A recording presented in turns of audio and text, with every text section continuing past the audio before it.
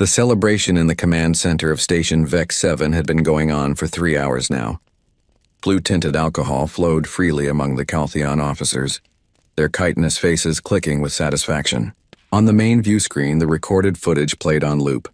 A beautiful green and blue world called Terra Nova, followed by the bright flash that had erased it from existence. Fleet Commander Zelk raised his glass again, his 4 arms spread wide in triumph. To the Confederacy, to our strength, let this be a lesson to every primitive species that dares to expand into our territory. The other officers cheered, their voices creating a harsh chorus that echoed through the metal corridors of the monitoring station. They had destroyed the human colony 6 months ago, and not a single species in the galaxy had spoken against them. The message was clear. The Caltheon Confederacy owned this sector of space, and anyone who challenged that fact would burn. In the back corner of the command center, Junior Sensor Technician Vriss did not join the celebration. Her smaller frame hunched over her console, her secondary eyes scanning through data streams while her primary eyes watched the officers drink. She had been on duty when the order came through to fire on Terra Nova. She had watched the missiles launch. She had seen the colony world crack apart like an egg, atmosphere bleeding into space, taking 3.2 million lives with it. The official report said the humans had been warned. They had established their colony in Caltheon space without permission. They had refused to evacuate when ordered. They were criminals, the report said. Pirates. A threat to galactic stability. Vriss had read the report. She had also read the actual communications logs, the ones that were not included in the official version. The humans had tried to negotiate. They had offered to pay for the land. They had begged for time to relocate. They had sent images of their children, their families, their farms and schools and hospitals. The Caltheon government had responded with a countdown timer. 72 hours. Then the missiles. Vriss shook her head and returned her attention to her console. It was not her place to question orders. She was a sensor technician, not a politician. Her job was to watch the screens and report anomalies. And right now, there was definitely an anomaly. She leaned closer to her display, her antennae twitching with confusion. A single contact, moving through Caltheon space at a speed that should have been impossible. It had appeared on her sensors 14 hours ago, jumping in at the edge of the contested zone. Since then, it had been moving in a straight line, ignoring all established transit corridors, passing through heavily patrolled military sectors without slowing down. Vriss had sent 3 reports about the contact already. Each time, her supervisor had dismissed it as a sensor echo or a data processing error. But the contact was still there, still moving, and it was getting closer. She ran another diagnostic on her equipment. Everything checked out. The sensors were working perfectly. This was not a glitch. The contact was real and it was moving fast, very fast. Faster than any ship she had ever tracked before. Vriss adjusted the display, trying to get more information. The computer struggled to identify the vessel. Its energy signature was strange, fluctuating in patterns that made no sense. It was not broadcasting any identification codes. It was not responding to hails. It was simply moving forward like a blade cutting through flesh. Commander Zelk. Vriss called out, her voice barely audible over the celebration. Sir, I need you to look at something. Zelk did not hear her. He was too busy telling a story about the look on the human ambassador's face when he learned about Terra Nova. The other officers laughed, spraying droplets of blue alcohol across the command center floor. Commander, Vriss raised her voice, her tone sharp with urgency. This time Zelk heard her. He turned, his multiple eyes narrowing with irritation. What is it, technician? Can you not see we are celebrating a great victory? Sir, there is a contact moving through our space. It has been approaching for 14 hours. It is not responding to any communications. Zelk waved one of his lower arms dismissively. Pirates, smugglers, send a patrol ship to investigate. Sir, this contact is moving at 0.97 light speed. No patrol ship can intercept it. The command center grew quieter. Several officers turned to look at Vriss, their celebration interrupted. Zelk walked over to her console, his heavy footsteps echoing on the metal floor. Show me. Vriss transferred her display to the main screen. The celebration footage of Terra Nova's destruction vanished, replaced by a star map showing the Caltheon Confederacy's territory. A single red dot moved across the map, leaving a trail behind it like a drop of blood in water. What is that? Zelk asked, his voice losing some of its confident edge. Unknown, sir. It appeared at the edge of our territory 14 hours ago. It has been moving in a direct line ever since. Current heading? Briss paused, running the calculation again to make sure. Current heading is toward Caltheon Prime, sir. A cold silence fell over the command center. Caltheon Prime was their homeworld. 17 billion Caltheon citizens lived there, packed into massive cities that covered 3 continents. It was the heart of their civilization, protected by the largest defensive fleet in known space. Zelk stared at the screen, his antennae rigid with tension. What kind of ship is it? Military, civilian? What species? Unknown, sir. The energy signature does not match anything in our database. It is broadcasting no identification. It is not using any known communication frequencies. Have we tried to intercept it? 2 patrol groups attempted intercept in the Helric sector. The contact did not slow down or change course. It passed through their position before they could engage. Zelk's primary eyes widened. It went through? Through our patrols? Yes, sir. It did not go around. It went directly through their formation. The patrol ships reported severe sensor interference and temporary system failures, but no hostile action. By the time their systems recovered, the contact was gone.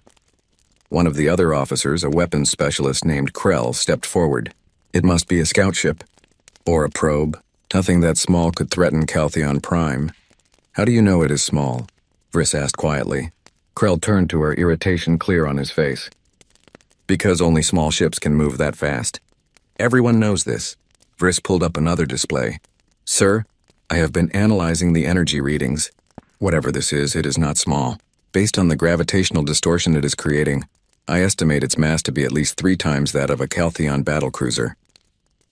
The command center erupted in noise. Officers shouted questions, argued with each other, demanded explanations. Zelk raised all 4 arms for silence. Technician Briss, you are telling me that an unknown vessel, larger than a battlecruiser, is moving through our most secure military space at near light speed, heading directly toward our homeworld, and we have no idea what it is or who is controlling it? Yes, sir. That is exactly what I'm telling you. Zelk turned back to the main screen, his expression grim. The red dot continued its steady progress across the star map, unwavering, unstoppable. How long until it reaches Caltheon Prime? He asked. Briss checked her calculations. At current speed, approximately 47 hours, sir. Send an immediate alert to Fleet Command. All ships in the system are to move to defensive positions around the homeworld. I want every sensor station between here and there tracking this thing. And I want linguists analyzing every communication frequency we have. Maybe we are missing its transmissions. Yes, sir. Briss turned back to her console, her fingers moving rapidly across the controls as she sent out the alerts. The celebration was over. Officers scattered to their stations, the blue alcohol forgotten. The command center transformed from a party to a war room in seconds. For the next 30 hours, Briss did not leave her station. She tracked the contact as it moved through Caltheon space, unchanging in speed or direction. Other sensor stations confirmed her readings. This was no glitch. This was real. Fleet Command deployed over 800 warships to defensive positions around Caltheon Prime. It was the largest military gathering in Caltheon history. Surely, Briss thought nothing could threaten such a force. But the contact did not slow down. It did not change course. It simply kept coming. Briss tried everything she could think of to identify the vessel. She compared its energy signature to every known species in the database. Nothing matched. She analyzed its propulsion system, trying to understand how it could maintain such speed without burning out its engines. The math did not work. According to everything she knew about physics, the ship should have torn itself apart hours ago. But it had not. It just kept coming. 17 hours before the contact would reach Caltheon Prime, something changed. The ship began broadcasting. Briss almost missed it. The signal was faint, buried in subspace frequencies that were rarely used. But her equipment picked it up, and she immediately routed it to the linguistics team. 10 minutes later, her console lit up with an urgent message from the linguistics department. She opened it, read the first line, and felt her blood turn cold. She opened a direct channel to Commander Zelk. Sir, the contact is broadcasting a message. Zelk appeared on her screen, his face haggard from lack of sleep. What does it say? Who are they? Sir, the message is in our language. Perfect Caltheon. No accent, no errors. It is repeating on a loop. What does it say? Zelk demanded. Vriss swallowed hard, her mandibles clicking with nervousness. It says, "You killed our children. We are coming." Zelk stared at her through the screen. That is all? Yes, sir. Just those 7 words. Over and over. Our children? Zelk repeated slowly. Then understanding dawned in his eyes. Terra Nova, this is about Terra Nova. The humans, sir. I believe this is a human ship. Zelk laughed, but there was no humor in the sound. Impossible. The humans are a primitive species. They barely have interstellar travel. They cannot build something like this. Sir, what if we were wrong about them? We were not wrong. We studied them for years before we destroyed their colony. They are weak, sentimental. They waste resources on art and music and useless emotions. They are no threat to us. Vriss looked at her screen, at the red dot that continued its relentless approach. Sir, with respect, if they are no threat, why is that ship still coming? Zelk had no answer. He closed the channel without another word. Vriss sat alone at her console, watching the contact move across her screen. In 16 hours it would reach Caltheon Prime. In 16 hours they would learn whether the Caltheon Confederacy's greatest military force could stop a single human warship. She thought about Terra Nova. She thought about the 3.2 million humans who had died there. Children, families, people who had come to a new world looking for a better life. And she thought about the message playing over and over in the darkness of space. You killed our children. We are coming. Vriss pulled up the footage of Terra Nova's destruction again, watching it with new eyes. She saw the missiles strike. She saw the atmosphere burn. She saw the world die. And for the first time she wondered if perhaps the Caltheon Confederacy had made a terrible mistake. The contact continued moving forward. The message continued broadcasting. And somewhere in the command center, a party that had celebrated death was now preparing for the consequences. The humans were coming, and they were bringing their grief with them. Admiral Kresh stood on the bridge of the Caltheon dreadnought Inevitable Victory and watched 847 warships arrange themselves in defensive formation around his homeworld. It was beautiful in a way. The synchronized movements of hundreds of vessels, each one a masterpiece of military engineering, each one carrying enough firepower to crack a moon. He had been a fleet admiral for 32 years. He had fought in 7 wars. He had never lost a battle. And today he was facing a single enemy ship. It should have been ridiculous. 847 against 1. But Kresh did not feel confident. He felt something he had not experienced in decades. He felt afraid. Status report, he commanded, his voice steady despite the churning in his stomach. His tactical officer, a young male named Drex, looked up from his console. All ships in position, Admiral. Weapon systems charged. Shields at maximum. We have overlapping fields of fire covering every possible approach vector. And the contact? Still approaching, sir. Speed unchanged. Distance 400,000 kilometers and closing. It will enter weapons range in approximately 12 minutes. Kresh nodded slowly. 12 minutes until they would learn the truth about this mysterious vessel. 12 minutes until they discovered whether the humans were truly as primitive as the intelligence reports claimed. He walked to the main view screen and stared at the stars. Somewhere out there beyond the range of visual sensors, the human ship was coming. The ship that had crossed 200 light-years of Caltheon space without stopping, without slowing, without acknowledging any attempt at communication. The ship that had sent that terrible message. You killed our children. We are coming. Admiral, Drex called out. Fleet Command wants to know if we should attempt communication one more time. Kresh considered it. They had been trying to contact the human vessel for the past 30 hours. Thousands of messages sent on every known frequency, in every known language. The humans had not responded to any of them. They had simply continued forward, broadcasting their 7-word message like a funeral bell. No, Kresh decided. They have made their intentions clear. They are not here to talk. Prepare to engage the moment they enter weapons range. Yes, sir. Kresh returned to his command chair and pulled up information about the humans on his personal display. There was not much. The species had only achieved faster-than-light travel 40 years ago. They had established a dozen colonies, all of them small, all of them struggling. Their military consisted of converted cargo vessels and outdated patrol craft. They had no dreadnoughts, No battle carriers. No planet-killer weapons. And yet 6 months ago, when the Caltheon Confederacy had destroyed Terra Nova, the human government had not surrendered. They had not begged for peace. They had simply gone silent. The intelligence analysts said the humans were in shock. They said the species was broken, leaderless, scattered. They said it would take decades for humanity to recover from the loss of their largest colony. But if that was true, what was this ship? Where had it come from? How had the humans built something that could move so fast, that could ignore Caltheon patrols like they did not exist? 5 minutes to weapons range, Drex announced. Kresh pushed the questions from his mind. It did not matter where the ship came from. It only mattered that it would soon be destroyed. 847 ships against one. The outcome was certain. It had to be certain. All vessels, this is Admiral Kresh, prepare to fire on my command. Concentrate all fire on the target. I want overwhelming force. I want that ship vaporized in the first salvo. Do not give them time to respond. Acknowledgements flooded in from the other ships. Weapon officers across the fleet made final adjustments to their targeting systems. Missile bays opened. Energy cannons powered up. Kinetic accelerators loaded their rounds. 2 minutes, Drex said quietly. The bridge crew fell silent. Everyone stared at their displays, watching the countdown tick away. Kresh could hear his own breathing loud in his ears. His hearts were beating too fast. He forced himself to calm down. He was a fleet admiral. He did not panic. Admiral, the sensor officer called out suddenly, her voice tight with confusion. I am reading something strange. What is it? The contact, sir. It is changing. The energy signature is increasing. It is like it is waking up. Kresh leaned forward. Waking up?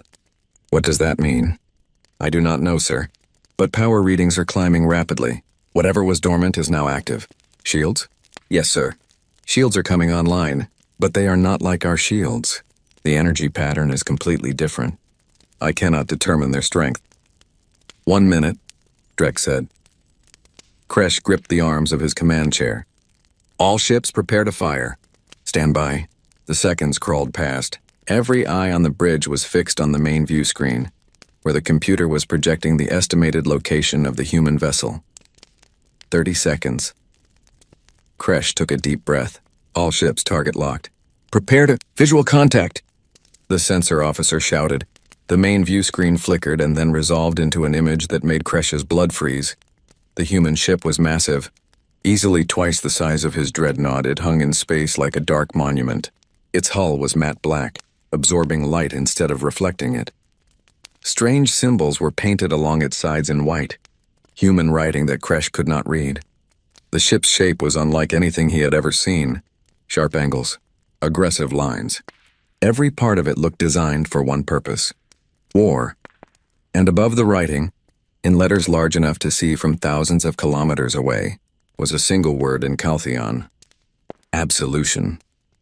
In range, Drex whispered. Kresh found his voice. All ships, fire! Fire everything! The space around Caltheon Prime erupted with violence. 847 warships opened fire simultaneously. Missiles streaked through the void, thousands of them, their engines burning bright. Energy beams lanced out in every color of the spectrum. Kinetic rounds left their launchers at impossible speeds, each one carrying enough force to crack a mountain. All of it converged on the human ship called Absolution. Kresh watched the view screen, waiting for the inevitable destruction. Waiting for the human ship to disintegrate under the onslaught. But it did not disintegrate.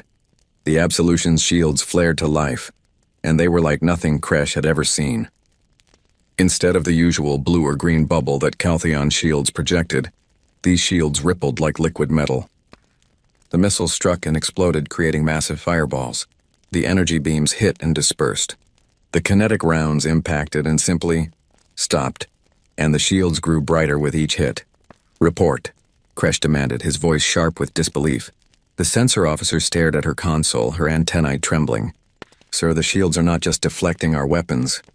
They are absorbing the energy. Every hit is making them stronger. That is impossible. I am reading what I am reading, sir. The shields are converting weapon impacts into power. They are feeding on our attack.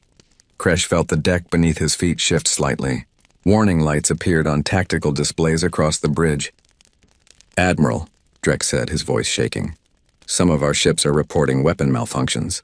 Missiles detonating in their launch tubes, energy cannons overloading, targeting systems going offline. How? The human ship has not fired a single shot. I do not know, sir. It is like our weapons are turning against us.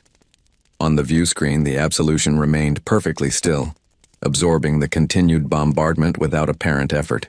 Its shields had gone from bright to blinding, illuminating the surrounding space like a small star. Then slowly, deliberately, the human ship began to move forward. It is advancing, the helm officer reported, his voice barely above a whisper. Heading directly toward the fleet formation. Kresh made a decision. All ships cease fire. Fall back to secondary positions. Recalibrate weapons and... The communication from one of the cruisers in the outer formation cut him off. Admiral, this is Captain Velk aboard the Righteous Fury. We are experiencing catastrophic systems failures. Multiple explosions in engineering. We are losing hull integrity. The transmission ended. On the tactical display, the icon representing the Righteous Fury flickered and went dark. Sir, Drek said, his voice hollow, the Righteous Fury just exploded. No external impact. It tore itself apart from the inside. More reports flooded in. Ships across the fleet were reporting failures, some minor, some catastrophic. 3 more vessels exploded. 7 others lost power completely and began drifting. Dozens reported weapon systems that were no longer responding to commands. And the Absolution had still not fired a weapon. What are they doing to us? Kresh whispered. The sensor officer looked up, her face pale. Admiral, I am detecting a massive energy buildup on the human vessel. I think they are preparing to fire. All ships evasive maneuvers. Scatter formation. The Absolution fired. It did not fire like a normal warship. There was no flash of energy beams, no swarm of missiles. Instead, the space around a dozen Caltheon vessels simply changed. Time itself seemed to stutter and bend. The targeted ships aged decades in seconds. Their hulls corroded and crumbled. Their crews died of old age and heartbeats. Systems that had been new and functional became ancient and broken. In less than 5 seconds, 12 proud warships were reduced to drifting husks of rust and decay. What was that? Kresh could barely speak. Temporal weapons, the science officer said, her voice filled with horrified awe. They aged our ships. They fast-forwarded time for just those vessels while leaving everything else normal. The Absolution fired again. This time a beam of pale light touched 6 ships in the middle formation. For a moment, nothing happened. Then the ships began to disintegrate, not explode, disintegrate. Their hulls separated into individual atoms, drifting apart like sand and wind. The crews, the weapons, the reactors, everything simply forgot how to hold together. Quantum shredders, the science officer whispered. They are causing matter to lose cohesion at the molecular level. Another attack. This time a cloud of something dark and swarming engulfed 15 ships. Kresh watched in horror as the vessels began to come apart piece by piece. But it was worse than that. The ship's communications were still active, and he could hear the screams of the crews as something ate through their hulls, their systems, their bodies. The screams lasted for 2 full minutes before the ships went silent, reduced to empty metal skeletons. Nanite swarms, the science officer said, tears running down her face. Self-replicating machines that deconstruct everything they touch. In 17 minutes, the Caltheon fleet lost 400 ships. Not damaged, not disabled, lost, gone, reduced to wreckage or dust or aged into garbage. Kresh sat in his command chair and watched his fleet die. He had trained for this his entire life. He had studied every battle tactic, every strategic principle. But nothing had prepared him for this. Nothing had prepared him to face an enemy that did not fight like anyone else. An enemy that had weapons that should not exist. An enemy that treated the greatest fleet in Caltheon history like it was nothing. Admiral, Drek said quietly, we need to retreat. We need to fall back and regroup. Kresh looked at the tactical display. Half his fleet was gone. The other half was in disarray, scattered across the system, trying desperately to stay out of range of the Absolution, and the human ship was not pursuing them. It was continuing on its original course, heading directly toward Caltheon Prime.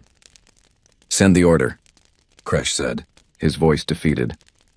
All ships retreat to the inner system. Defensive positions around the homeworld. Maybe the planetary shields will slow them down. As the remaining ships fled, Kresh kept his eyes on the Absolution. The black ship moved through the debris of his fleet untouched, unstoppable. Its shields had dimmed now that the attack had stopped, but they still glowed faintly, like embers. And on its hull, that single word mocked him. Absolution. Somewhere aboard that ship, Kresh knew, were humans. The species he had been told was primitive, weak, no threat. They had been wrong. So terribly, catastrophically wrong. And now, as the Absolution approached Caltheon Prime with 17 billion civilians huddled beneath its gaze, Kresh realized the truth. The humans had not come to fight a battle. They had come to deliver judgment. The Galactic Council chamber was designed to inspire awe and cooperation. Built on the neutral station of Concordia, the circular room featured seats for representatives from 73 different species, all arranged in concentric rings around a central holographic display. The walls were transparent, offering a view of the spinning galaxy beyond. It was a place where civilizations came together to solve problems peacefully. Right now, it looked like chaos. Ambassador Telvin of the Raxian Unity was shouting at the Caltheon representative, his translator struggling to keep up with his rapid speech. The Brevix delegation was arguing with the Helrics, who were arguing with the Cortani, who were arguing with everyone. Voices in 100 languages filled the chamber, creating a wall of noise that threatened to drown out all reason. At the center of it all, displayed on the massive hologram for everyone to see, was footage of the Absolution tearing through the Caltheon Defense Fleet. Council Director Mirana, a Vexen with silver skin and too many eyes, struck her resonant staff against the floor 3 times. The sound cut through the noise like a blade, bringing a temporary silence. Order! Mirana's voice carried authority earned over 40 years of diplomatic service. We will have order in this chamber, or I will clear it and make decisions without your input. Is that understood? The delegates settled reluctantly into their seats, though the tension remained thick in the air. Mirana turned to the Caltheon representative, Ambassador Kelthax, who sat alone in his delegation section. He looked exhausted, his chitinous skin dull, his antennae drooping. Ambassador Kelthax, Mirana said, her tone formal but not unkind. Please provide an update on the current situation. Kelthax rose slowly, his forearms hanging limp at his sides. The human warship Absolution has entered orbit around Caltheon Prime. Our remaining defensive fleet has taken positions between the ship and our homeworld. But, he paused, mandibles clicking with distress. But after what happened to our outer fleet, no one believes we can stop them if they choose to attack. How many casualties so far? Asked Ambassador Chen of the Human Confederacy, his voice cutting through the chamber like ice. Kelthax turned to look at Chen, and something like fear flickered in his eyes. 413 ships destroyed. 217,462 Caltheon military personnel killed. Approximately 300,000 more injured or missing. Chen nodded slowly. He was an older human with gray hair and deep lines around his eyes. He wore a simple black suit with no decorations except for a small pin on his lapel, a green and blue circle representing Terra Nova. And how many humans did your government kill when you destroyed Terra Nova? Chen asked, his voice perfectly calm. Kelthax's antennae drooped further. 3,200,741 according to your own census data. 3,200,741, Chen repeated. Men, women, and children, scientists and farmers, teachers and artists, people who had never held a weapon in their lives, people whose only crime was building homes on a world you claimed to own. Ambassador Chen, Mirana interrupted gently. This council has already discussed the legality of the Caltheon action against Terra Nova. While many of us found it excessive, it was technically within their rights under the Territorial Sovereignty Accords. The humans were in Caltheon space without permission. Chen turned his cold gaze on Mirana. We tried to get permission for 3 years. We filled out every form. We followed every protocol. We offered payment. We offered trade agreements. We offered everything except leaving our families to die in the cold of space. The Caltheon government denied your requests, Mirana began. They denied our requests and gave us 72 hours to evacuate an entire planet. Chen's calm facade cracked, showing the fury beneath. Do you know how long it takes to evacuate 3 million people? Do you know how many ships that requires? We did not have time. We told them we did not have time. We begged for an extension. Just one more month. One more week, he pointed at Kelthax without looking at him. They started their countdown anyway. And when it reached 0, they fired. They killed everyone. Everyone. Including my granddaughter. The chamber fell silent. Chen took a breath and straightened his suit, his composure returning like a mask. So please, Council Director, do not lecture me about territorial rights and legal technicalities. My government does not care about your laws anymore. Your laws did not save our children. Mirana closed several of her eyes, a sign of distress in Vexen culture. Ambassador Chen, we understand your grief. We understand your anger. But what your ship is doing, these weapons it is using, this is beyond anything we have ever seen. How did humanity develop such technology? Chen smiled, and it was not a pleasant expression. Motivation. When you have to bury 3 million of your people. When you have to tell mothers that their children are gone. When you have to admit that you failed to protect an entire world. Motivation becomes very easy to find. Where did the absolution come from? Asked Ambassador Telvin of the Raxian Unity. Our intelligence reported that humanity had no heavy warships under construction. No weapons programs that could produce anything like what we have seen. You are correct, Chen said. We had no such programs. 6 months ago, we could barely defend our own shipping lanes. But then Terra Nova died and something changed. Our scientists stopped working on commercial applications. Our engineers stopped designing colony ships. Every resource, every brilliant mind, every factory we had was redirected to a single purpose, making sure that what happened to Terra Nova would never happen again. He pulled up a holographic display, showing the absolution from multiple angles. We built this ship in 4 months. 4 months from design to deployment. We did not sleep. We did not rest. We worked every single day driven by the faces of the dead. Every person who helped build the absolution lost someone at Terra Nova. We built it from grief and rage and determination. 4 months, Mirana whispered. That is impossible. A ship that size should take years. Nothing is impossible when you are properly motivated, Chen said flatly. The absolution has exactly one purpose, to ensure the galaxy understands that humanity will not be victims ever again. By committing genocide? Kelthax found his voice standing up in his section. By destroying an entire species? Is that your justice? Chen finally looked directly at the Calthian ambassador. Tell me, Kelthax, when your government was debating whether to destroy Terra Nova, did anyone argue for mercy? Did anyone suggest a peaceful solution? Did anyone think about the children who would die? Kelthax's mandibles moved, but no sound came out. I see, Chen said. So you made your decision with full knowledge of what it would mean. You chose to kill civilians. You chose to make an example of us.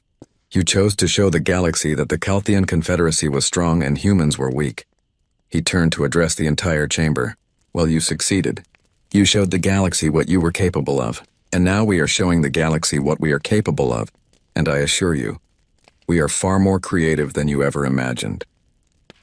The holographic display changed, showing real-time footage from Calthion Prime.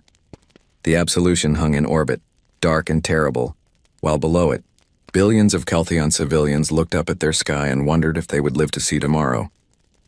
The absolution has not fired on the planet, Mirana observed. Why?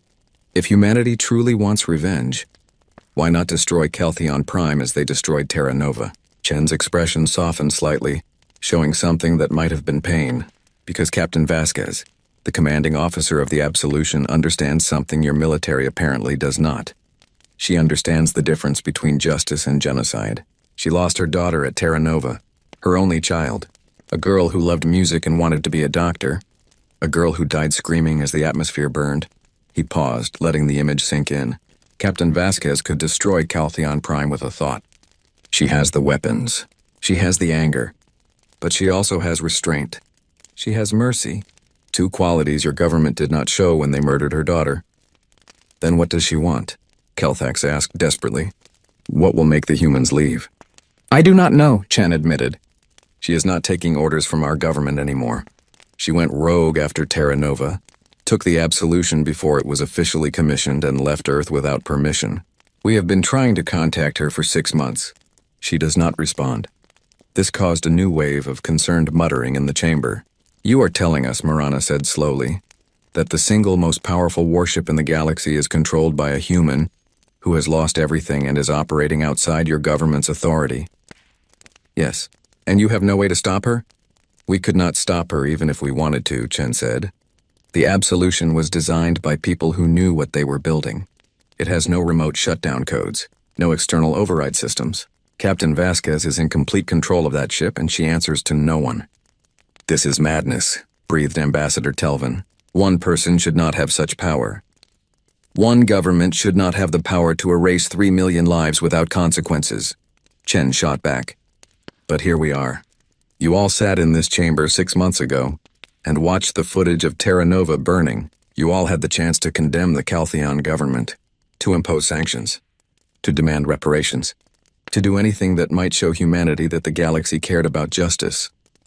He looked around the chamber, meeting the eyes of delegates from dozens of species, and you did nothing. You gave speeches about territorial sovereignty. You talked about setting dangerous precedents. You worried about offending the Caltheon Confederacy because they are powerful and humans are weak. So we learned a valuable lesson that day. We learned that in this galaxy, justice only exists if you are strong enough to take it yourself. Mirana struck her resonance staff again, though more gently this time. What would you have us do, Ambassador Chen? How can we resolve the situation? Chen smiled again, and this time there was no warmth in it at all. I would suggest you contact Captain Vasquez and ask her yourself. But I will give you some advice. Do not insult her by suggesting she show mercy to the people who killed her daughter. Do not ask her to walk away in the name of peace. And definitely do not threaten her with military action, because we all saw what happened to the last military force that tried to stop her. He sat down, his posture making it clear he was done speaking. Mirana turned to the holographic display which still showed the absolution in orbit above Caltheon Prime. Open a channel to the human vessel. All frequencies. The communication officer worked for several minutes before shaking his head. Council Director, the absolution is not responding to hails. Keep trying, Mirana ordered. For 3 hours, the Council tried to establish contact with Captain Vasquez. They sent messages in every human language. They broadcast on emergency frequencies. They even had Ambassador Chen personally record a plea for communication. Nothing worked. The absolution remained silent, hanging in orbit like a sword waiting to fall. Finally, just as the Council was about to adjourn in frustration, the communication officer gasped. We have a response. Audio only. Patching it through now. The chamber fell silent as a human voice filled the air. It was a woman's voice, calm and cold, speaking perfect galactic common. This is Captain Elena Vasquez of the human warship Absolution. I have received your messages. I appreciate your concern. However, this is a matter between humanity and the Caltheon Confederacy. The rest of the galaxy made their position clear when Terra Nova died. You chose to do nothing. You chose to watch. So now you get to watch again. Captain Vasquez, Mirana said quickly, we understand your pain. We understand your need for justice. But surely there is a way to resolve this without more bloodshed? There was a long pause. When Vasquez spoke again, her voice was softer, almost sad. Director, do you have children? Mirana blinked several of her eyes. Yes, 3 offspring. Imagine them dead. Imagine them burning. Imagine knowing that you could have saved them if you had just been stronger, just been faster, just been better. Can you imagine that? Yes, Mirana whispered. Now imagine the people who killed them are going about their lives like nothing happened. Imagine they are celebrating their victory. Imagine they feel no guilt, no remorse, no regret. Can you imagine that? Yes, that is where I live now, Director. That is where I exist every single day. In a place where my daughter is dead and the people who killed her do not even remember her name. So please do not ask me to show mercy. Do not ask me to walk away. Do not ask me to let this go. What will you do? Kelthax asked, his voice breaking. There was another pause.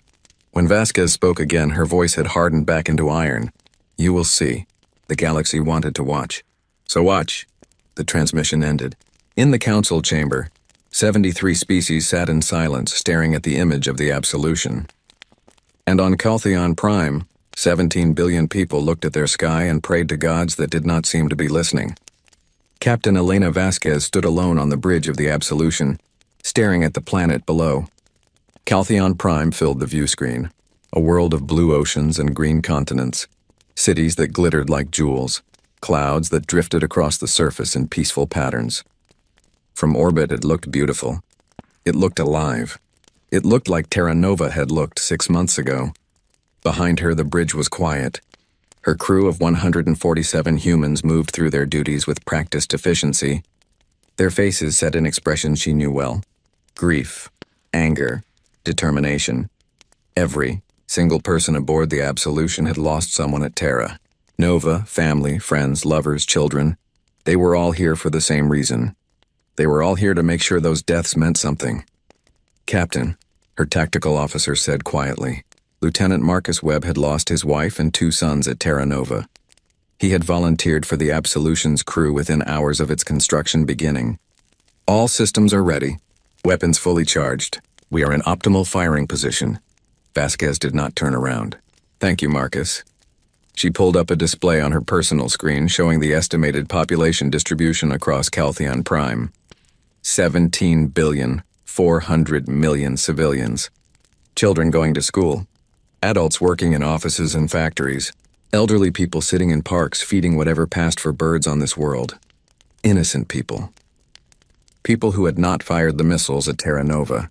People who maybe did not even agree with their government's decision. Just like the people of Terra Nova had been innocent. Her personal communicator chimed. She glanced at it, seeing a message from Ambassador Chen. She had received dozens of messages from him over the past weeks. She had ignored all of them. She knew what he would say. "Come home. Let the government handle this. Do not throw your life away. Do not become what they are." But Chen did not understand. You could not become something you already were. The moment Terra Nova died, the moment she heard her daughter's last message cut off by static and fire, Elena Vasquez had stopped being a starship captain and had become something else. Something darker. Something necessary. She opened another file on her display. Audio recordings from Terra Nova's last hours. She did not listen to them. She had heard them so many times she had them memorized, but she looked at the timestamps. The desperate calls for evacuation ships. The pleas for mercy. The realization in those final minutes that no help was coming. Her daughter's voice was in there. Message timestamp 2347.1273 minutes before the missiles struck. A simple message: "Mom, I'm scared. They say the countdown is almost over. They say we're going to die. I just wanted to tell you that I love you. I wanted to tell you that I'm not angry. You did everything you could. I know you did. I love you." The recording ended there. The missiles had struck. "Captain," her science officer called out. Dr. Sarah Chen, no relation to the ambassador, had been one of Terra Nova's leading researchers before taking a sabbatical to visit family on Earth. She had survived because of a vacation. Everyone she had worked with for 10 years had burned.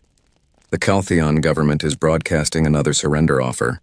They are willing to agree to any terms. "Replay it," Vasquez ordered. The voice of Caltheon Premier Thrax filled the bridge. He sounded desperate. "Captain Vasquez, please. I am begging you. Our government was wrong. We were wrong. We should not have destroyed Terra Nova. We should have negotiated. We should have shown mercy. But punishing billions of innocent civilians for the decisions of a few leaders, that is not justice. That is revenge. Please, I am begging you, do not do this." The transmission ended. Vasquez laughed, a bitter sound. "He is begging. Now he begs. Where were his begs when we asked for time to evacuate? Where was his mercy when our children were dying?" She turned to face her crew. They were watching her, waiting. They trusted her. They believed in her. They had followed her across the galaxy to this moment. "Premier Thrax is correct about one thing," she said, her voice carrying to every corner of the bridge. "Punishing billions of innocent people for the decisions of their government would not be justice. It would be genocide. It would make us exactly like them." She saw relief flicker across some faces, confusion across others. "So I am not going to destroy Caltheon Prime," Vasquez continued. "I am not going to kill their civilians. I am not going to make their children pay for the sins of their parents, Captain," Marcus asked carefully. "Then what are we doing here?" Vasquez smiled, and it was not a kind expression. "We are going to give them something worse than death. We are going to give them memory." "Sarah, initiate remembrance protocol." Dr. Chen hesitated. "Captain, are you sure? Once we start this, there is no stopping it. The changes will be permanent. I am sure. Begin." Chen nodded and turned to her console. Her fingers moved across the controls, entering the commands that would activate systems the Absolution's designers had built specifically for this moment. Below, on Caltheon Prime, strange things began to happen. In the capital city of Calthera, a massive monument to military victory suddenly dissolved. The stone and metal simply broke down into their component atoms and drifted away on the wind. The millions of Caltheon who witnessed it stared in horror, not understanding what was happening. Then, in the exact same location, something new began to form. Atoms pulled together. Matter organized itself into new shapes. In less than 5 minutes, where the military monument had stood, there was now something different. It was a memorial, but not a Caltheon memorial. The names were wrong. The faces were wrong. The writing was in a language most Caltheon could not read. It was a memorial to Terra Nova, to the humans who had died there. 3,200,741 names etched in quantum-stable crystal that would last for 10,000 years. And above the names, a simple message in both human and Caltheon. We lived, we loved. We died because others feared our existence. Across Caltheon Prime, the same thing happened to every military monument, every statue celebrating conquest, every memorial to Caltheon's superiority. They dissolved and reformed into memorials for Terra Nova. But that was just the beginning. Every screen on Caltheon Prime, every computer, every communicator, every display of any kind, suddenly activated. The Caltheon tried to shut them off, but they would not respond. Instead, they all showed the same thing, faces, human faces. 3,200,741 of them. They appeared in sequence, each one displayed for exactly 3 seconds. A name, an age, a brief description of who they were. Sarah Martinez, age 7. She loved drawing pictures of her family. James Okonkwo, age 42. He was a teacher who believed every child deserved an education. Ming Jiang, age 65. She was a grandmother who made the best dumplings anyone had ever tasted, on and on. For hours, for days. Every single person who had died at Terra Nova, their faces displayed for the entire planet to see. The Caltheon tried to turn off their devices. They tried to look away, but the images were everywhere. On their streets, on their buildings, projected in the sky itself. There was no escaping the faces of the dead, and with each face came a voice. The Absolution's AI had analyzed every piece of data from Terra Nova, every recording, every communication, and had constructed voice profiles for each person who had died. Now those voices spoke. My name was Michael Foster. I was 16 years old. I wanted to be a pilot. I died before I could graduate school. My name was Amara Okafor. I was 28 years old. I had a daughter who lived on Earth. I never got to say goodbye. My name was Robert Chin. I was 53 years old. I had just opened a bakery. I died trying to help my neighbors reach the evacuation ships that never came. Premier Thrax appeared on the Caltheon news networks, trying to calm his people. This is a psychological attack. Turn off your devices, go inside. This will pass, but it did not pass. The voices continued. The faces continued. Day after day, the people of Caltheon Prime were forced to confront the reality of what their government had done. On the Absolution, Vasquez watched the monitoring displays. She could see the chaos on the planet below. She could see the Caltheons struggling to cope with the constant bombardment of human faces and voices. Some were angry. Some were defiant. But many, she noticed, were beginning to cry. Captain, Marcus said quietly, we are receiving a transmission from the planet. It is not from the government. It is from a civilian broadcast station. Play it. A Caltheon face appeared on the screen. It was a female, young, her antennae drooping with distress. She was speaking directly to a camera, her voice shaking. My name is Vriss. I am a sensor technician. I was the one who first detected your ship approaching. I am the one who has been tracking you since you entered our space. She paused, mandibles clicking with emotion. I was also on duty when the order came to fire on Terra Nova. I watched the missiles launch. I watched your world die. And I did nothing to stop it. Tears were running down her chitinous face. Vasquez had not known Caltheon could cry. I am sorry, Vriss continued. I know those words mean nothing. I know sorry does not bring back the dead. But I need to say it. I need you to know that not all of us agreed with what was done. Not all of us celebrated. Some of us have been living with the guilt for 6 months, knowing we were part of something terrible. She held up a data pad, showing something to the camera. This is a list. A list of everyone in our military who questioned the order to fire on Terra Nova. Everyone who argued for mercy. Everyone who said we should give the humans more time. Do you know how many names are on this list? She turned the pad around. Vasquez could see the list. It was long. Hundreds of names. Maybe thousands. We tried, Vriss said, her voice breaking. We tried to stop it, but we were not strong enough. We were not brave enough. We were cowards, and now your faces haunt us. Your voices haunt us. Your dead haunt us. And we deserve it. We deserve every moment of this. The transmission ended. Vasquez stared at the blank screen for a long moment. Then she opened a ship-wide channel. All hands prepared to initiate Phase 2 of Remembrance Protocol. Captain, Sarah said carefully, Phase 2 is the military strikes. Are you certain? Vasquez pulled up the targeting data. Not cities, not civilian areas, only military installations, weapons factories, shipyards, military academies, command centers. Every piece of infrastructure the Caltheon military used to build and maintain its power. I am certain. We promised the galaxy they would watch. So let them watch. Fire. The Absolution's weapons came online. But these were not the exotic weapons that had destroyed the Outer Fleet. These were conventional, precise, devastating. 17 minutes. That was all it took. 17 minutes to reduce the Caltheon military infrastructure to ashes. Not a single civilian casualty. Not one hospital struck. Not one school damaged. Just cold, precise destruction of the ability to make war. When it was over, Vasquez opened a channel to Caltheon Prime, to the entire planet, to the entire galaxy. My name is Captain Elena Vasquez. 6 months ago, your government killed my daughter. They killed 3,200,741 human beings. They did this to make a point. They did this to show the galaxy that they were strong and we were weak.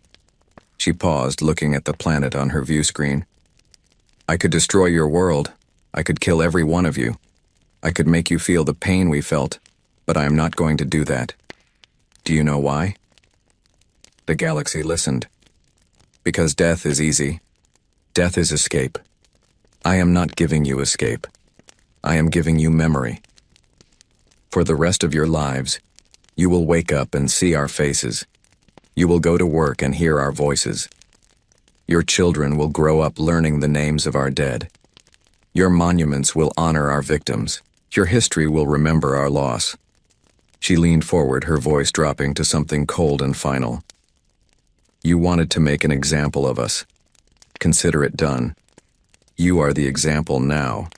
You are the civilization that murdered millions of innocents and paid the price. Every species in this galaxy will look at you and remember. Every time someone thinks about attacking civilians, they will remember Caltheon Prime. They will remember the Absolution. They will remember that humanity does not forget. She closed the channel. Marcus, she said quietly, set course for the Outer Rim. We are done here. Yes, Captain. As the Absolution prepared to leave orbit, Vasquez took one last look at Caltheon Prime. The planet was covered in memorials now, covered in the faces of human dead. It would stay that way. The quantum-etched monuments were permanent. The AI broadcast would continue for years. The Caltheon would live. But they would never forget what they had done. And that, Vasquez thought, was a fitting punishment. The Absolution turned away from Caltheon Prime and accelerated into the darkness. Behind it, 17 billion people stared at the faces of the dead and began to understand the price of genocide. 6 months had passed since the Absolution left Caltheon Prime. 6 months since Captain Elena Vasquez had shown the galaxy what human justice looked like. The universe had changed in those 6 months. Changed in ways both subtle and profound. In the council chamber on Concordia Station, the delegates gathered for what had become known as the Terra Nova Accord ceremony. The chamber looked different now. Where there had once been artwork celebrating the achievements of various civilizations, there were now holographic memorials to victims of war crimes throughout galactic history. Terra Nova's memorial was the largest, positioned where everyone could see it as they entered. Council Director Mirana stood at the center podium, her silver Vexen skin reflecting the soft lights. Before her was a document that had taken 6 months of debate, argument, and compromise to create. She looked out at the assembled delegates and began to speak. Today we formalize what we all learned 6 months ago, that the taking of civilian lives as a political or military strategy is not merely wrong, it is an invitation for consequences that we as a galactic community cannot control and should not tolerate. She gestured to the document floating in holographic form above the podium. The Terra Nova Accords establish several principles. First, any military action against civilian populations is now classified as a crime against sentience, punishable by the full force of this council. Second, any species that commit such crimes will face mandatory disarmament and reparations. Third, and most importantly, humanity has been granted authority to respond to civilian massacres committed by any species against any species. This last point caused some shifting in seats. It was unprecedented. One species given authority to act as enforcer for the entire galaxy. Ambassador Telvin of the Raxian Unity stood. Council Director, I want to be clear. Are we really giving humans permission to do to others what they did to Caltheon Prime? Mirana's expression was grave. We are not giving them permission. We are acknowledging reality. The absolution still exists. Captain Vasquez still commands it. And she has made it clear that she will intervene in any situation where civilians are being targeted. We can either work with her or pretend we have some authority we clearly do not possess. Where is the absolution now? Asked a delegate from the Cortani system. Patrolling the outer rim, Mirana answered. Captain Vasquez has not returned to human space. She considers her mission ongoing. In the back of the chamber, Ambassador Chen sat quietly. He wore his black suit with the Terra Nova pin. He had not spoken during the debate over the Accords. There was nothing left to say. His government had tried to recall Vasquez dozens of times. She had ignored every order, every plea, every threat. The absolution answered to no one. I call for the vote, Mirana announced. All in favor of ratifying the Terra Nova Accords? One by one, the delegates voted. Some eagerly, some reluctantly, but they all voted the same way. 73 species. 73 votes in favor. 0 against. The Accords were law. Far from the council chamber on Caltheon Prime, life had adapted to the new reality. The faces still appeared on screens every day. The voices still spoke the names of the dead.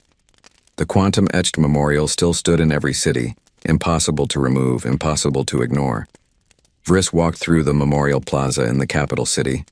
It had once been Victory Square, a place where military parades celebrated Caltheon's strength. Now it was covered in human names and faces. Thousands of Caltheon came here every day. Some came to protest. Some came to mourn. Some, like Vriss, came to try to understand. She stopped in front of a particular name. Sarah Vasquez, age 17. The holographic display showed a young human girl with dark hair and bright eyes, smiling at something off camera. Below the image was a brief biography. Sarah loved music. She played something called a violin. She wanted to become a doctor and help people. She died 73 minutes after the Caltheon missiles struck. When the medical shelter where she was volunteering lost structural integrity, she was trying to save a child when the ceiling collapsed. Vriss read the biography every day. She had read hundreds of them, thousands. She needed to know them. She needed to understand what her government had taken from the universe. They still haunt you. Vriss turned to find an elderly human woman standing beside her. The woman wore simple clothes and leaned on a walking stick. Her hair was white, her face lined with age and grief. I am sorry, Vriss said in halting human standard. She had been learning the language. It seemed necessary. I do not mean to intrude on your memorial. You are not intruding. The woman looked up at Sarah's face. I come here every week. I lost family at Terra Nova. Coming here, seeing the names, hearing the stories, it helps somehow. Vriss's antennae twitched with surprise. You are from Terra Nova? You survived? I was in the orbital station when the missiles struck. Medical transport. We saw it happen. We saw the planet burn. We were too far away to help. The woman's voice was quiet, steady. carrying the weight of months of grief. Afterward, I came here. I wanted to see what Captain Vasquez had done. I wanted to understand. And do you? Understand? The woman smiled sadly. I understand that Captain Vasquez gave us something no one expected. Not revenge. Not justice. Something else, memory. She gestured at the memorial around them. On Earth we have a saying. Those who forget the past are condemned to repeat it. The captain made sure no one will forget. Not us, not you. Not anyone. Vriss looked at the thousands of faces surrounding them. Is it working? Do you think what she did will prevent this from happening again? I do not know. But I know that every species in the galaxy watched what happened here. They saw what we lost. They saw what you lost. They saw the price of casual cruelty. The woman turned to Vriss. What do you think? You are Caltheon. Has it changed anything? Vriss was quiet for a long moment. It has changed everything. Our military is gone. Our government is restructuring. Our entire society is questioning everything we thought we knew about our place in the galaxy. She looked at Sarah's face. And we cannot escape the memory of what we did. Every day we see your faces. Every day we hear your voices. It is torture. It is punishment. And it is deserved. The woman reached out and touched Vriss's arm gently.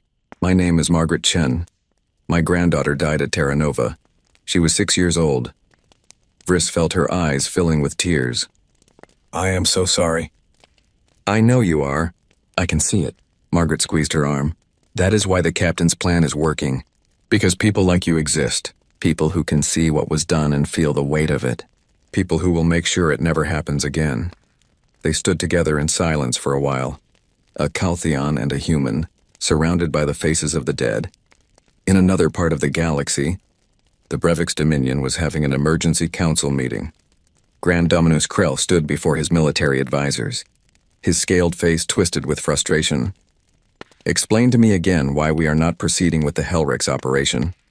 His chief military strategist, a younger Brevix named Salax, pulled up a holographic display.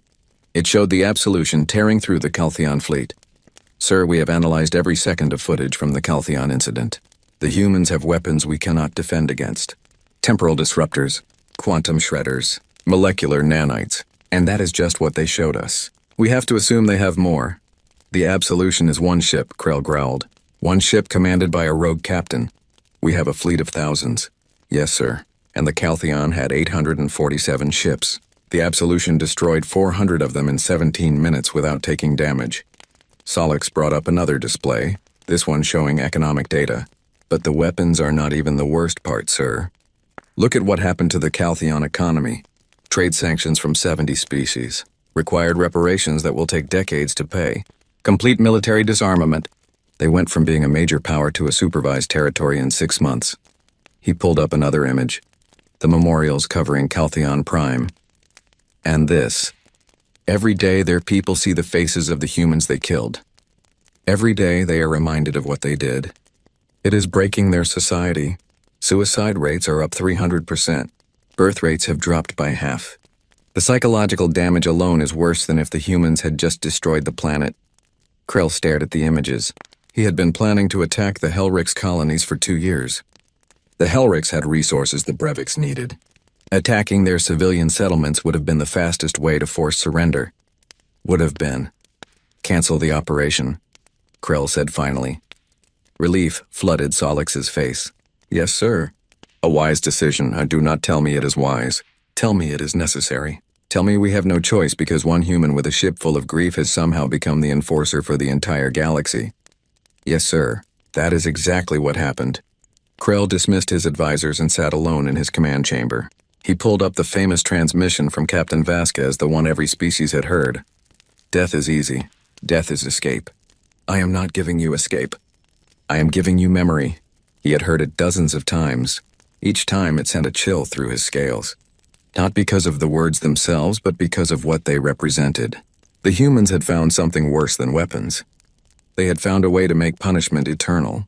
They had found a way to weaponize conscience itself. The Helrix colonies would be safe. The Brevix would find other ways to get the resources they needed. Ways that did not involve dead civilians and eternal memorials. Because no one, Krell realized, wanted to be the next example. On the bridge of the Absolution, Captain Elena Vasquez stood at her command station and looked at the star map. The ship was near the edge of known space, patrolling the regions where conflicts were most likely to occur. "Captain," Marcus said from the tactical station, "we are receiving a transmission from Fleet Command. They are ordering us to return to Earth. Acknowledged. Delete the message." "Yes, Captain." It was the 47th recall order she had ignored. Earth wanted her home. They wanted to decommission the Absolution. They wanted to pretend the galaxy could go back to normal. But Vasquez knew better. The galaxy would never be normal again. She had changed it. Changed it permanently. "Sarah," she called to her science officer. "What is the status of the Remembrance satellites?" Dr. Chen pulled up a display. "All functional, Captain. We have deployed them in orbit around Caltheon Prime, Terra Nova's ruins, and 14 other locations throughout the galaxy. They are broadcasting continuously. The memorials remain stable." Good. The Remembrance satellites were Vasquez's lasting gift to the galaxy. They ensured that even if the Absolution was destroyed, even if she died, the memorials would continue. The faces would keep appearing. The voices would keep speaking. For centuries, for millennia, no one would forget Terra Nova. "Captain," her communications officer said, "we are receiving a message from an unusual source. It is from Caltheon Prime, civilian frequency, a woman named Vriss." Vasquez froze. She knew that name. Vriss had been the sensor technician who first detected the Absolution. She had also been the one to broadcast that apology 6 months ago. "Play it." Vriss's face appeared on the screen. She looked older, more tired, but her eyes were clear. "Captain Vasquez, I do not expect you to respond to this message. I do not expect you to care.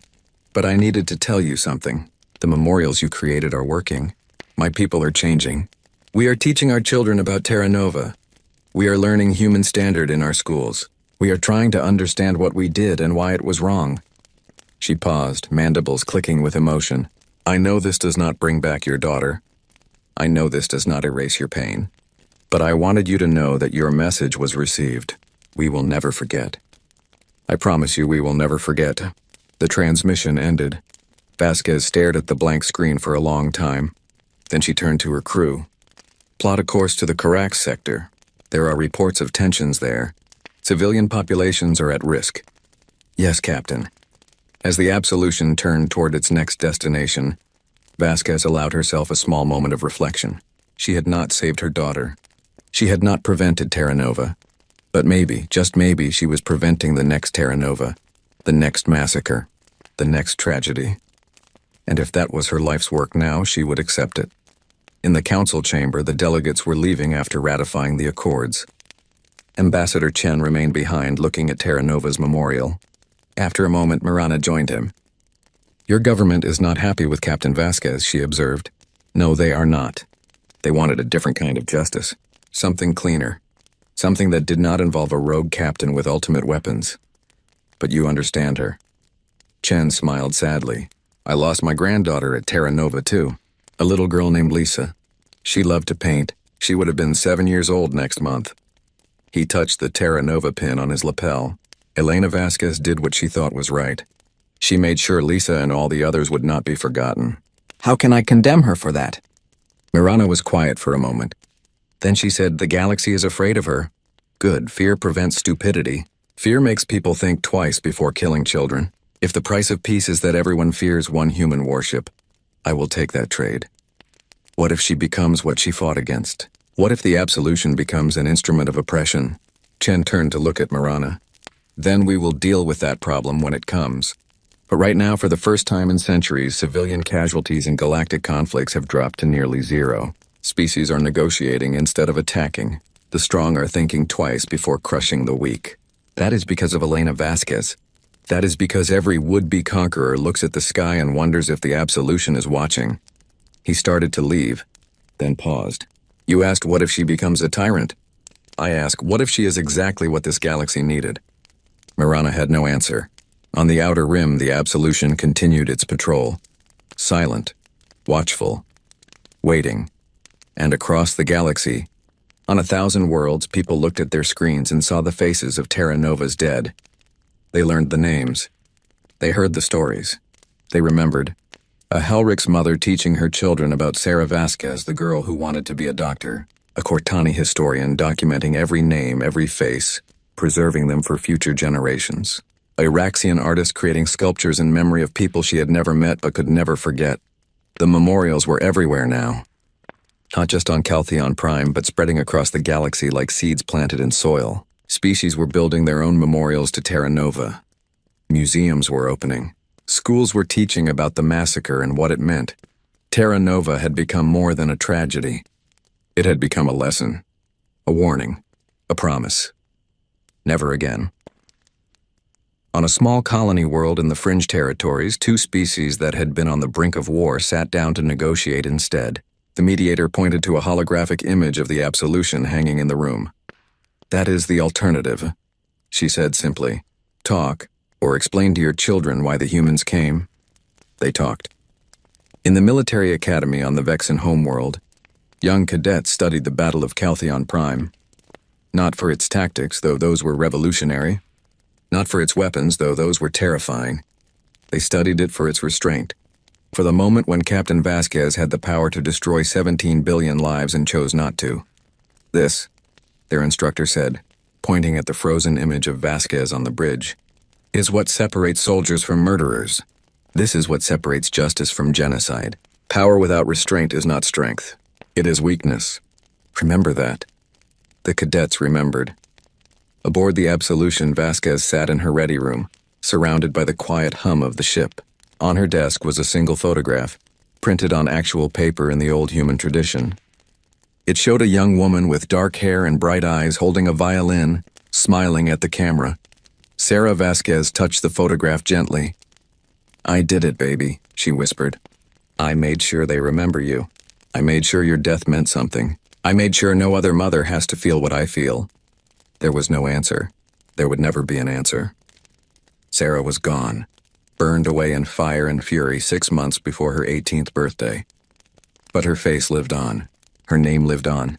Her story lived on 1,000 worlds, in 1,000,000 memories. In the collective conscience of an entire galaxy, Vasquez stood and walked back to the bridge.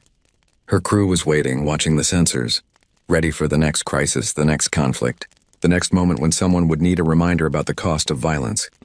"Status report," she ordered. "All systems nominal, Captain. Patrol route is clear. No conflicts detected in our sector." "Good. Maintain course and speed. Keep scanning." "Yes, Captain." The Absolution moved through the darkness, a black ship against black space, nearly invisible except for the faint glow of its engines. Somewhere behind it, memorials stood eternal. Somewhere ahead, the next crisis was waiting. And throughout the galaxy, beings of every species, every culture, every world, looked at the sky and thought about a human warship named Absolution. They thought about the faces of the dead. They thought about the price of cruelty, and they chose differently, not all of them, not every time. The galaxy was still dangerous, still violent, still full of those who would hurt others for power or profit. But enough chose differently. Enough paused before pulling the trigger. Enough remembered Terra Nova, and decided that some prices were too high to pay. A Caltheon child asked her mother about the human faces that appeared on their screens every morning. The mother knelt down and explained, carefully and honestly, about what their government had done. About the mistakes they had made. About the importance of never forgetting. "But why do we have to remember?" the child asked. "It makes everyone sad." The mother touched her daughter's face gently. "We remember because forgetting would be worse. We remember because 3 million people died, and they deserve to be mourned. We remember because if we forget, we might do it again. Do you understand?" The child nodded slowly. "I think so. We remember so we can be better. Yes, little one, we remember so we can be better." And that, in the end, was what Captain Elena Vasquez had given the galaxy. Not vengeance. Not even justice, not really. She had given them a mirror. A reflection of their worst impulses and their capacity for change. She had given them the faces of the dead and the burden of memory. She had given them a choice. Learn from this, or face the Absolution again. Most were choosing to learn. 6 months after the Absolution left Caltheon Prime, violent conflicts involving civilian casualties had dropped by 78% across the galaxy. 6 months after Elena Vasquez showed the universe what human grief looked like, The strong were thinking twice before crushing the weak. It was not perfect. It was not paradise. But it was better. And in the cold darkness of space, a black warship continued its eternal patrol, carrying the memory of 3,200,741 souls who had died asking only for a chance to live. They were gone, but they would never be forgotten. The absolution would make sure of that, and the galaxy, watching that dark ship move through the stars, finally understood what humanity had tried to teach them from the beginning. That every life mattered, that every death had meaning. That mercy was not weakness and strength was not cruelty. That children should be protected, not targeted. That colonies should be negotiated with, not destroyed. That the weak deserved compassion, not contempt. These were human values. And now, enforced by human weapons and human will, they were becoming galactic values. Not through conquest, not through domination, through memory, through the eternal presence of the dead, through the simple truth that some sins could never be washed away, only remembered and learned from. Captain Elena Vasquez stood on her bridge, looked at the stars ahead, and allowed herself the smallest of smiles. Her daughter would never come home. Terra Nova would never be rebuilt. The dead would never return, but they would never be forgotten either. And that, she thought, was a kind of immortality. The best kind, the only kind that mattered. The absolution moved forward into the darkness, carrying its cargo of grief and hope and determination. Behind it, a changed galaxy slowly learned to be better. And somewhere in the eternal night, 3,200,741 voices whispered in unison, "We lived. We mattered. Remember us, the galaxy was listening and it would never stop."